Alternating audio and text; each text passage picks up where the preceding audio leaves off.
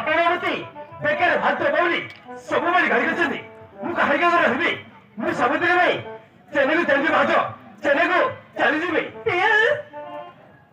ତମେ ଆଉ କରିଯିବାକୁ ରହିବନି ତମକୁ ଏଠି ରହିବାକୁ ପଡିବ ବେଶ ତମକୁ ରହିବାକୁ ପଡିବ ଆରେ ମୁଁ ଅଛି ତମକୁ ଆଉ କି କିଛି କହିବେନି ତମ ବାପା ମା କିଛି କହିବେନି କି ତମ ଭାଇ ବି କିଛି କହିବେନି ହେଲେ ବେଶ ମୋର ଗୋଟିଏ କଥା ମାନିବାକୁ ପଡିବ ବୁଝିଲ ଆରେ ଭାତ ମତେ ପୁଣି ତୁମର କି କଥା ମାନିବାକୁ ପଡିବ କୁହ ଭାତ ମୁଁ ତମର ସବୁ କଥା ମାନିବି ସବୁ କଥା ଶୁଣିବି ଆରେ କୁହ ଏ ବେଶ ବୁଝିଲେ ବେଶ ହେଲେ ସେ କଥାଟା ସାମାନ୍ୟ କଥା ନୁହେଁ ଆଗ ମତେ ପ୍ରମିଶ କରିବାକୁ ପଡିବ